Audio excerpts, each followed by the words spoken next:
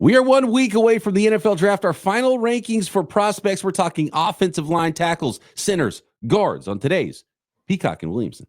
NFL analyst Brian Peacock and former NFL scout Matt Williamson bring you expert NFL analysis every day in less than 30 minutes. Get an inside look at the NFL on the field and in the front office with elite breakdowns to next-level analysis and in-depth information only for the real NFL fans. This is Peacock and Williamson, and it starts now.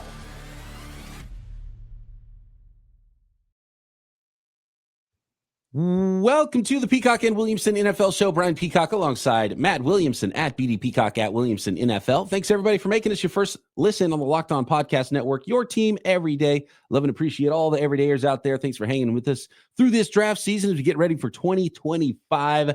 And we love hanging out with you every single day. If you're new to the program, welcome. You can hang out every day here on the Locked On Podcast Network. So many great shows, and including this one covering the entire league as we get through the draft and post-draft. It's going to be a lot of fun. So hang out with Matt and I on YouTube or wherever you listen to your podcasts.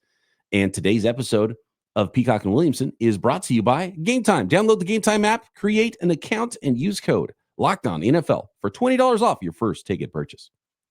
All right, let's talk offensive linemen, Matt. Yeah. And one thing I want to do is I don't want to pigeonhole these prospects into one spot, because a lot of times what happens in rankings is you take Will Campbell, for example, who's been talked about quite a bit, could be the first offensive lineman off the board in this draft. People either put him in the offensive tackle bucket or the guard bucket. And what I want to do, Matt, is put him in both.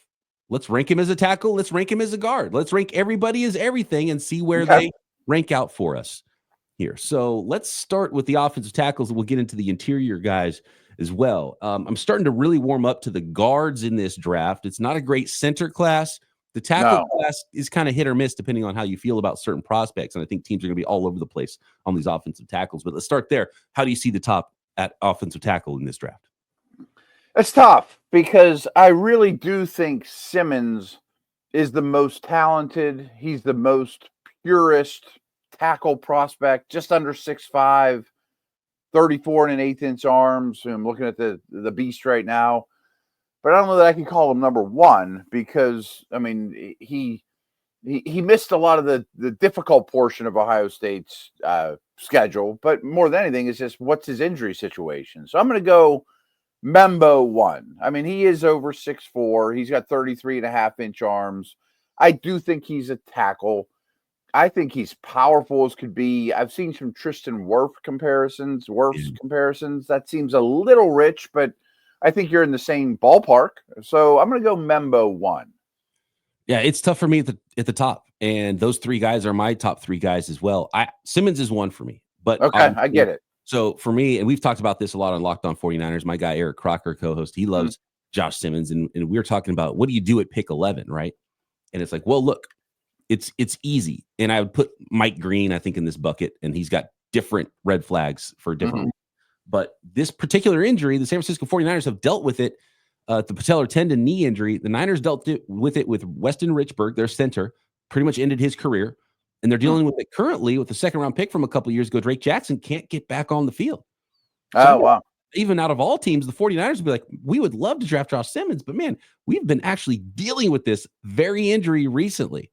And has he been able to do enough? We saw him work out at Ohio State's, he didn't get timing testing, but he's moving around. It seems like he should be good to go, but there might be enough questions for teams and some teams with Josh Simmons and his knee, if this is going to be an injury that hampers him in his early or even late in his career. So if you pass him on that, then you draft him. He's number one tackle. And if you don't, then you have to almost take him off your board, at least in the early portion of the draft. So that's where I'm at with guys like Josh Simmons and even Mike Green. It's like, well, if he passes your test, you just take him, and he's ranked at the top. And if not, then he's off your board, and you wouldn't take him like 5 picks later or something. You just wouldn't take him, and that's kind of where you're in or you're out, right? So he's number one. That's probably the best way to do that, and probably he should be one for that way of looking at it. You're either in and you're cool with his stuff, or you're out and you're not, and then he's not number one on your board. But man, I would have loved to see him take on Abdul Carter later in the season, right? Right, and face some of the tougher schedule. So obviously, there's reasons why he's not going to be taken as the first tackle, even though I think he's the cleanest left tackle prospect. And then you have Will I Campbell. think I know the answer with you putting him 1, but would you have any objections to the Niners taking him? Because he'll probably be there. It would be a frightening. I don't think the 49ers can take that chance. Yeah. He's also, I mean, you want to stick him at guard for a year too. I don't think that's ideal either. Yeah, I mean, he could play guard, I think. I mean, Will Campbell would be the best guard, probably. I mean, Membo as well could be a really good guard. Yeah. I think the 49ers, they might stick a guy at right tackle, but I think they would probably just put him at guard next to Trent Williams and then have him kick out later, which means, right away, the pick might be very easy to make Will Campbell your pick because you like him there, and maybe he stays, maybe he goes out, maybe you don't care. And so that's what's interesting is if you ask who's the best offensive lineman, it's Will Campbell, but he might be the third best tackle. And he might say he's gonna be number 3 for me. Yeah. So it's really interesting how teams are going to view this, especially a team like the New England Patriots at pick number 4.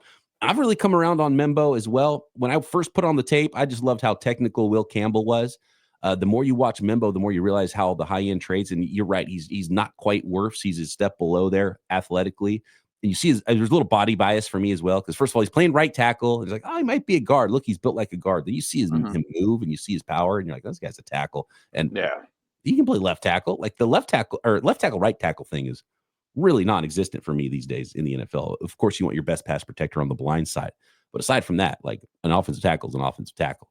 I think last year's first round showed us that. I mean, what was there, 6 or 7 of them drafted in the first half of the first round, and all but one, I think, switched sides. It was funny when I was doing mock drafts for last year's first round, I put them all in the right spots so they could not have to switch, and drafted the guys so they could switch. So now Latham's going back to right, and like I guess teams don't care as much anymore. I mean, all these high asset guys, even Alt. I'm like, there's no way he's gonna play right tackle. Why he's playing right tackle? So with the red flag Simmons 1, I think I'm kind of with you there, Membo. If I had to bet who the best offensive tackles are in 5 years, I go Membo 2, then Campbell 3 for me. Me too. I had Membo 1, but Campbell will definitely be 3. But I still might draft Campbell first. That's what I was going to ask you too. I mean, I think the Niners are just a perfect team. I don't think they will be, but if all 3 were on the board, who would you take for San Francisco? Which is different than this conversation, but I think I would personally take Membo right now. I think the Niners would take Will Campbell. I think they'll love him. He talks like he's an offensive line coach already. And basically, if you're cool with his length and 33-inch arms and 77 3/8 wingspan, he's got the smallest wingspan as well. It's not just arm length. That's a great point. Then he's athletic. He should be able to play inside. He can play center too, I'm sure. He's got a little odd set to be an inside guy, though, I will say. And so not perfect projection inside. And but if you like him at tackle, then he's probably number 1 for you. And so, I wanted to pull this up because I'm glad you mentioned that. Like everyone's talking about the arm length. Okay, he comes in per the beast. I know that there's some arm length discrepancies. He's right at 33 inches arms. Membo's only 33 and a half. Simmons is 34 and an eighth. I know that's not much, obviously, but their wingspan, as you mentioned, Membo and Simmons are at 82 inches. He's at 77. That's a big difference. He's not real broad either, Mason Graham is dealing with a similar thing. You watch him play, and you're like, this guy's a beast. If you watch him work out without his pads on, you're like, oh, he looks completely different. Looks like a high school kid.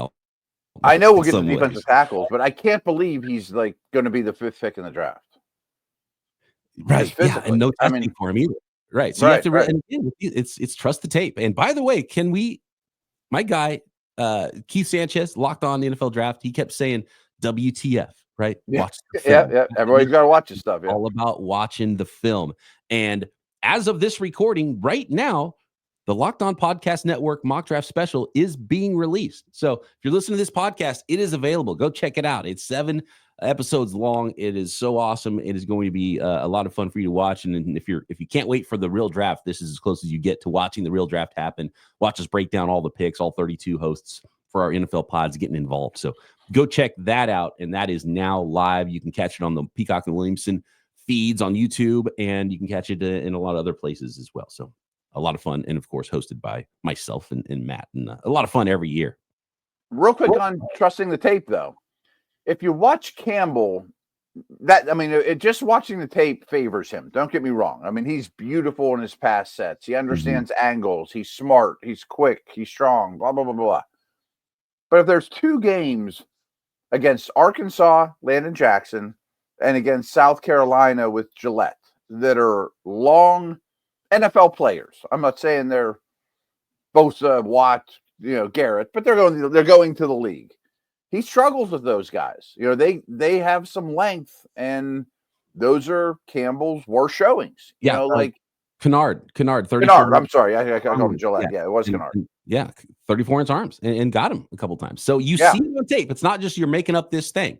No, this is not make believe. Everyone's talking about you guys are quibbling over a quarter of an inch. Yeah, but being like 6'6", 319, he ran 4.98, like really good workouts too. So that helps Campbell. So it's not like his workouts didn't help him, didn't help him. They did help him, and getting that 33 at the pro day, I think, was important, very important. No doubt. But length still gives him problems. So there's a gap for me, and the next one I would put. I guess I would put Josh Connerly just because the athletic profile, the way he moves, and a former running back. I think there's a little bit less power, and you can't really project him into guard because of that reason as well. So he's going to be like a little bit more boom or bust. Like either a big hit as a left tackle in the NFL, or you just, I don't know, Andre Dillard or something maybe. Maybe not quite that level of lack of power, but I like the way he gets out on the move. I love his athleticism. He's got, height, weight, speed, length. There's just something missing in the nasty department for me with Josh Connerly. And it's not just because of the Mike Green rep at the Senior Bowl either. It's on this tape. No, of course not. I mean, you can't look too much at that. But I do think strength, power are worrisome. Scheme's going to be important. Patience with his new team might be important. It's funny, you threw out the who just mentioned there that was a bust for Dillard. Like no one thinks about the bad side comps, but that could be him. If it doesn't work out, it's going to be probably in a Dillard-like fashion. I still think he's my 4, though. There's a lot to work with there. You get to the end of round 1, especially if he sneaks into early round 2, you got to take a swing on a guy who could be an athletic, because there's not that many guys. What do we talk about with everybody? Like, I don't know. You might have to kick inside. You don't say that with him. So that's pretty important. I don't want him playing guard. A few more, maybe some sleepers here with the offensive tackles. Let's talk interior guys as well, guards and centers in the NFL draft next. Today's episode of Peacock and Williamson brought to you by Gametime. And man, look, let me put it this way simply when it comes to Gametime. If you're ever in the market for buying tickets, and we're talking to sports fans here, so I know you are, you should have Gametime in your pocket and ready to go before you buy any NFL tickets, any NBA playoff game tickets, any tickets for concerts, comedy shows, theater events, whatever it is. And there's nothing like the atmosphere of an NBA playoff game. And it is NBA playoff time now. Every bucket, every defensive stop, every moment feels huge. And with Gametime, you can be part of all of it without the stress of last-minute ticket hunting, because Gametime makes it fast and easy to get playoff tickets, even when demand is sky high.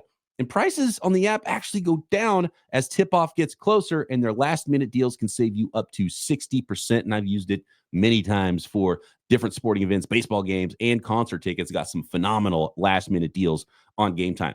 So take the guesswork out of buying tickets with Gametime. Download the Gametime app, create an account, and use code LOCKEDONNFL for $20 off your first purchase. Terms apply. Again, create an account and redeem code LOCKEDONNFL for $20 off. Download Gametime today. Last-minute tickets, lowest price, guaranteed.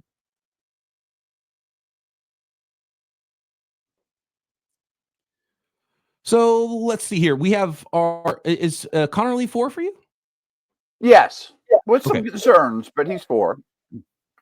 So the next one for me, and I would probably put a gap after the top 3, and obviously there's an asterisk next to Josh Simmons, then a little gap after Connerly, where I could be talked into a number of guys. Donovan Jackson filled in very nicely for Simmons, by the way. I like Donovan Jackson still as guard, but he's got 34-inch arm length, and he's a little shorter, but you start looking at him versus Membo, and you're like, well, wait a second. If Membo is a tackle projection, why isn't Donovan Jackson a tackle projection? And if he is, I might like Jackson at 5 over Ariante Ursery. I understand that, yeah. And Dane lists Jackson as a tackle, and about maybe 50% of the analysts do, probably less, to be honest with you. I think he's so much safer as a guard, and he doesn't look like a guy I want to, like a Campbell or a Membo, where I'm going to draft him as a tackle, and if he doesn't work out, I'll put him at guard. But maybe. So I'm going to call him a guard. I mean, I don't know if that's cheating or not, but no, it's not cheating. I mean, what I wanted to do is rank him as a tackle and a guard. Yeah. The question: if you're ranking him as a pure tackle, where does he rank for me? Okay. I think in the end, he does end up after Ariante Ursery, just because of the height, weight, speed combo for Ursary. When you're talking about a guy who's 6'6", 330, and there was rumors he was going to work out crazy good, and at his size, he still worked out well. But he ran really well. I mean, yeah. basically the same as Campbell and Membo and those guys. 10-yard splits, identical. Mm-hmm.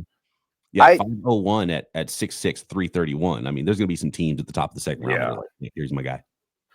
I think he's the most underrated player in the draft, possibly. So he's my fifth tackle.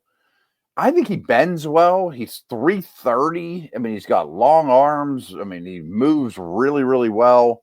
I don't know why he's not getting more first-round buzz considering the position he plays.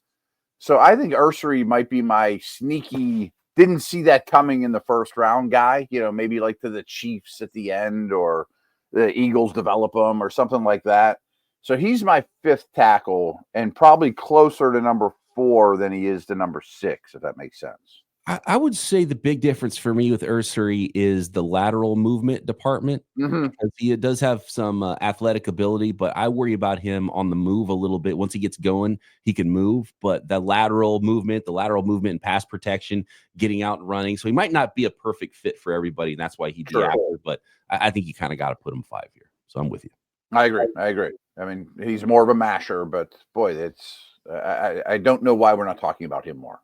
And there's some sleeper picks here as well. Ozzie Trapillo from Boston College. Mm-hmm. Anthony Belton is another one who's very similar to Ursary, not quite the athlete, but if you want to talk size, 6'6", 336. He has 34, almost 35-inch arms, huge hands. So, if you want yourself a big offensive tackle, Anthony Belton might be your guy, and you might be able to get him late day 2, maybe even into day 3. And then Charles Grant out of William & Mary is a really interesting one. Really reminds me of Megaji out of Yale last year, where it's you're taking a swing, but you might get a starting left tackle outside of the top 50 picks, which isn't easy to do. Yeah, I like Trapillo and Belton to be solid starters basically from the jump. And the guys I like as developmental players are Grant, as you mentioned, and Logan Brown from Kansas, who I think has some off the field stuff, but he's also 6'6", prototypical. I mean, I think there's a lot to work with there. It'd have been great if Grant, I wonder if Grant would have been clean, goes to the Senior Bowl like a Zabel and lights it up. Are we talking about him at the end of the first round? I could write that story. You know what I mean? I think he's one of those where the athletic profile makes you really want to dream. But senior, why hasn't it worked? That worries me quite a bit. So he would have to fall to an area where you're like, if it doesn't work out, it doesn't work out. He seems like a third-round pick, but probably goes even earlier. Who knows? There's some other really large human beings. Whatever. We can take some time talking about some sleepers here in the draft. I mean, just a huge class here of some sleeper picks. You got Carson Vincent from Alabama A&M, who's 6'7", 314. Had some nice workouts there as well. Holland Pierce, if you want another day 3 sort of a lottery ticket. 6'8", 341. Dude is massive. Didn't have any timing, which I assume isn't super fast out of Rutgers, but some interesting large Cameron Williams out of Texas. I don't love him. He's huge. I don't either. He's got his hands are almost a foot. 11 and 30. Look at that. Yeah. My gosh, that guy's huge. He's almost too big in a lot of ways. I remember your boy DeForest Buckner. There's a video out there of him picking up a ruler, because his hands are slightly over 12 inches. He could pick up a ruler, long ways. Oh, anyways, that's the offensive tackles. I would love to hear how our listeners rank the top tackles in this draft. Maybe some favorite sleepers. Let us know in the YouTube comments or at BD Peacock at Williamson NFL. All right, let's talk guards then. And if you keep Donovan Jackson and Will Campbell and who knows, maybe even Armand Membo, how do you see the guard class if you're just ranking guards now for the 2025 NFL draft? And would you put Will Campbell as the best guard prospect in the draft? Yes. I think, if we're just saying if I need a guard and that's all I need, and Campbell's on the board, I'm taking him ahead of everyone. So I'm not putting Membo in that conversation though. Is that cheating? I mean, I really think Membo's a tackle. I'm not sure about Campbell. And here's one that I disagree with, and I completely forgot about this because I have the beast up right here, and I'm just kind of looking at the name, and I'm not looking at my own personal list. And I completely missed Kelvin Banks Me because too, because I'm looking at the Beast too. Yeah. I forgot that in the Beast, don't he love him, ranked as though. a guard. And I find it fascinating and kind of wrong, to be honest with you, with Dane Brugler, that he's got Banks as a guard and he's got Donovan Jackson as a tackle. I think that's super interesting. I could see some teams projecting Banks as being able to play guard, but he's got to be one of the top 5 offensive tackles. And I'm actually a little bit lower on Banks than some people might be. I don't love him, say, 11, right? But he's a first-round guy, and he's a offensive tackle, I think, in the NFL, and that's what he's going to be drafted to do. That's why he's going to go high. So I put him in that tier with probably Connerly, and then I think you could argue either one of them, but he's for sure in the top 5. And so he just wasn't on my screens. I completely forgot about him. He's a tackle, not a guard for me. But yeah, I'm glad you pulled it up too, because I just switched over to guards on the Beast. I'm like, oh yeah, Kelvin Banks. I mean, you beat me to it. So I was like, I don't love him, but would I take him ahead of Ursery if I needed a tackle? I guess. I mean, I know that's kind of groupthink, but he doesn't blow me away. I'm taking he's probably 4 for me, but there's a gap after the top few guys, I think, for me. And some people have him in that top group, and Dane Brugler has him as a first, second, has him as not even the top guard in this class. So that's an interesting one. And I wonder if he's heard from some teams. And so I get the feeling that there might be some NFL teams that are down on Kelvin Banks too, then, if that's the case. Now, if my favorite team took him at 15 in the middle of the first round, I don't know that I'd be super comfortable with that, but I bet I would get it, but I wouldn't be doing backflips. Right. And his testing numbers weren't outrageous or anything. I think he was solid, but 5.16, 178, 10-yard split, 33.5-inch arm length. That doesn't wow you compared to the other guys we were talking about as first-round players either. So yeah, I think the late first is more right for Kelvin Banks, but I think he is a tackle. I guess, yeah, that's fair. Let's put him with the tackles. So who's your number one pure guard? Or if Campbell, we're going to at least look at him both ways, he's definitely my number one guard. Yeah, so I would put Campbell 1. Mm-hmm. Then I would probably have to go with Booker 2. And I know he worked out really, really, just awfully. Brutal. That hurt him a lot. 6'5", 321. 5'3", 840, 195, 10-yard split. I mean, what happened to him? 10 yards, terrible, right? You could tell he's not going to be maybe the best zone scheme blocker, but that was kind of disqualifying for some teams. So that's why Tyler Booker might be there at the top of the second round. And I wouldn't be shocked if Donovan Jackson goes ahead of him. I mean, I think Donovan Jackson, if he's a guard, has to be up there. And so I would probably go Campbell and then big gap. And I'm not spending a first round pick on any other quote unquote guards, and then go Tyler Booker, and then Donovan Jackson as high second rounders. I think Campbell might be Zach Martin, and I mean that in the greatest of ways. Yeah. But if we're just talking guards that I don't think can be tackles, Jackson's my one. Yeah, that's fair. Yeah. Another interesting one that we didn't talk about with tackles is Jonah Savanea out of Arizona.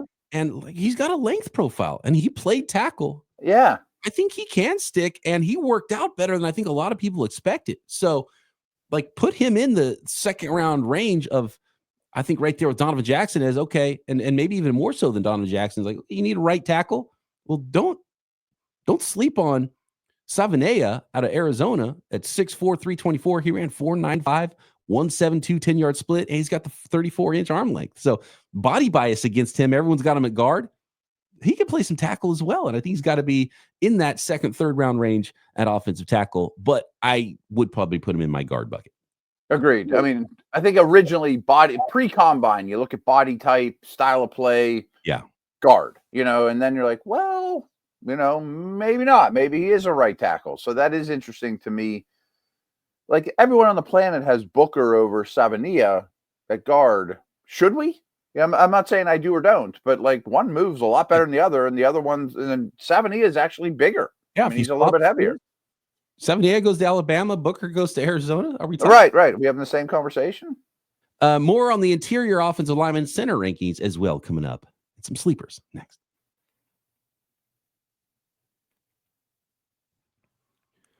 This episode of Peacock Williamson brought to you by LinkedIn and LinkedIn Jobs. And as a small business owner, your work doesn't end when the clock hits 5. You're wearing so many hats in your job, and your business is always on your mind, which means when it's time to hire, you need a partner that works just as hard as you do.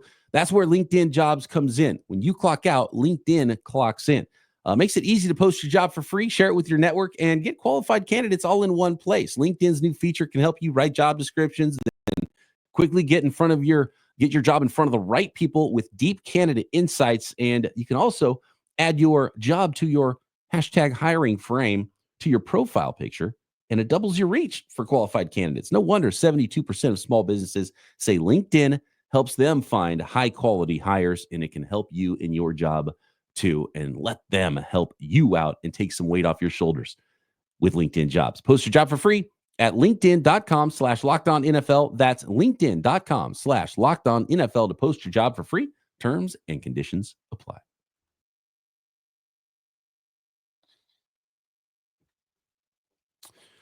So again, what was your top 5 guards then? Campbell won? If I'm going to exclude Campbell, which I guess is not quite fair for the extra, Campbell's 1. Yeah. Jackson's 2. I guess Booker is 3, but very team and scheme specific. No. Zabel's. I'm going to call Zabel a center, but he could be a guard too. Like, this gets a little hairy. Like, I'm not sure where to put these dudes. Right. I mean, it depends on the team. That's why I think that I kind of want to include them all in there. So if I'm doing just guards, I think it's Campbell 1 for me. Yeah. I think Zabel has to be in there with Jackson, and then it depends on how you feel about Booker, to where you have him 2 or like 4, right? I would probably go Booker, Zabel. I love Zabel. I do like him better at center, and I think he would be my number 1 center. At guard, he gets pushed back a little bit. Yeah, I think we're a little too excited about him overall as a draft community. Yeah. And he actually fell out of the first round in my latest mock draft. I think he could absolutely go high, but I think it's a scheme fit thing, and it depends on how you look at him. He just does a great job of staying in front of his guys, but he can get pushed back a little bit. But so, center is why that's the best projection for me. So I might put him 3 or 4, but man, it's really close in that group with Tyler Booker. Love what I saw from Donovan Jackson. And then probably Savannah, I guess, would be in my top 5. And then there's, some other guys from Georgia, Tate Ratledge. And I like both the Georgia guys. Yeah. Bo is really athletic on tape. He definitely needs mention. Like, I think he's a really good player too. Yeah. And so he's a projection inside after playing tackle at Purdue, but Bo is not the biggest guy, 6'4", 302. Maybe another center projection guy as well. And maybe he would go on the center list just because the center list isn't as deep as the guard list is. Miles Frazier out of LSU as well has kind of gotten lost in the mix. Another player kind of like Booker, where you just didn't test super well either. So an interesting group of guards here, but man, I think there's a clear top group. Would you put Ratledge in your top group with like Savannah and, potentially even Booker and Zabel? Right behind. I think he'd be the tier below those guys. I think he'd be more with like the Bo and the LSU guys, Frazier. I think the world's kind of sleeping on Emory Jones too. I mean, he's a tackle that's projected to guard, but I think Emory Jones is a 3rd round caliber player that everyone seems to think's going in the 5th. It's tough with some of these incomplete pictures that guys that didn't work out. You're like, I just want to see a little bit more. Want to see a little bit more. Caleb Rogers is actually another interesting one out of Texas Tech. Played a lot of football. He's a projection back inside. He played a lot of tackle. 4 straight seasons as a starter, and he is the closest guy. I remember when we talked about the combine, he's the closest one to hit that magical 4.47 short shuttle. He was 4.49. Oh, yeah. So, I wish more guys. I wish we had more short shuttle. That's all I want to see. I want to see short shuttle and 40 for offensive linemen. Yeah. It's amazing how important 40 is too. We talk about short shuttle a lot, but 40 translates for sure. So centers then. Gray Zabel, center 1 for both of us, it sounds like? Yes. I don't know if I can come up with 5 that I know enough about, to be honest. Where you're like, here's 5 NFL starters, right? Right. And part of that's my fault because the Steelers took Zach Frazier last year, and there's no chance they'll take a center, so I just haven't studied it as much as the other positions. But I'm not blown away with it. I mean, I'd go Zabel, Jared Wilson, ? There might not be a single player drafted on the first 2 days of the draft that actually played center in college. Like I bet that's true now that I think about it. Yeah. Out of Georgia is probably the only candidate. Only chance, yeah. I will say, and I think he's a starter. Like, look at last year's draft. I mentioned Frazier, but there's like 6 guys from that class, including like Beebe and Bartolini, and that are going to be starting centers. I don't think there's much need around the league. I think I mentioned Caleb Rogers just now, Texas Yeah, Tech. yeah. One that could be on this list as well. Jackson Slater, I got to shout out my Northern California Sac State guy, Jackson Slater. I'd probably put him in my top 5. So Zabel would be 1, Bo 2, and right there with probably Jared Wilson and Bo in that day 2 range of prospects. You got to go to Ohio State, who even after guys got hurt, they still won the national championship with like multiple backups playing half the season. Or at least a backup coming in and one of their guards moving over to left tackle. Just phenomenal talent on the offensive line at Ohio State. Can't go wrong drafting those guys. Seth McLaughlin, that just doesn't, physically impress you that much though either. But at least he played some center. And Jackson Slater. I think that's my top 5. Okay. I think Willie Lampkin and Drew Kendall are fascinating too. Like Kendall plays like his dad was a longtime center. He's not super gifted, but really understands angles and he moves well. And Lampkin's so small. I mean, he's a strange outlier prospect, but is he Patrick Ricard or is he Jason Kelsey and we're sleeping on him? He's good at football. That's the funny thing with centers is like all these guys are so underwhelming, but that's how they end up playing center at college. Yeah, right. And they're good Jake at it. Majors out of Texas, the same. It's like just really underwhelming physical prospect, but he played center pretty well. And so Willie Lampkin's the one that I think it's rough because he's so fun to watch and he's everybody's favorite, but they didn't even teams were like, don't even invite him to the combine. You cannot be an NFL player at 5'10 and a half, 279. You can't do it. 279, right. I wonder if he's Patrick Ricard or something, That's the thing. It's like, maybe he can play fullback. He ran a 5'2". Right. He's not even that athletic. Right. He's little and he's not a good athlete. Right. He almost should have showed up at 250 and then ran 4.8, and then at least you could project something else. So that's right. I don't think Willie Lampkin's going to get drafted because I just think he's just too far of an outlier, but he wins like crazy. Right. He was fine at the Senior Bowl, right. Yeah. Joshua Gray's another one I kind of have some interest in, but I don't like tall, lean centers. He's over 6'5" and he's not quite 300 pounds, but just watching him at the combine drills, I'm like, Josh Gray stands out, Day three run. Eli Cox. Eli Cox is another one. Yeah. Yeah. So just teams, maybe if you get Gray Zabel or Jared Wilson in the second round, and maybe Bo is a center for you. If not, maybe there's a little day 3 run on some centers in this draft. So not a great center draft, and most of the guys that end up playing center from this draft will probably come from other positions. You're probably right. It's not a great center draft at all, but fortunately last year was. There we go. That is the outfit. And by the way, I could see a team saying, if they stack all the boards like we were talking about at the beginning, I could see a team saying Will Campbell's our best tackle, our best guard, and our best center prospect. I was about to say that. If you really, really, really needed a center and you're pretty set everywhere else, would you just take Will Campbell and say, start snapping, son, I can see it. I think he can be awesome. Yeah. He's really smart. If you run an offense where the center makes all the calls right at the line of scrimmage, maybe that is a future position for him. Probably won't end up playing there just because teams don't value the centers as much as the other positions. Right. I mean, you don't want to use a 10th pick on that, but that's where we stand a week out from the 2025 NFL draft. Let us know what you think at BD Peacock, at Williamson NFL. Drop a comment on YouTube. We'll be doing another pre-draft a mailbag episode. We're not doing one this week because we're getting to all these rankings. And don't forget, check out the Locked On Podcast Network mock draft special, which drops today. It is out, ready to go. Check it out. And it's on the Peacock and Williamson feed. Matt and I back tomorrow right here, Peacock and Williamson.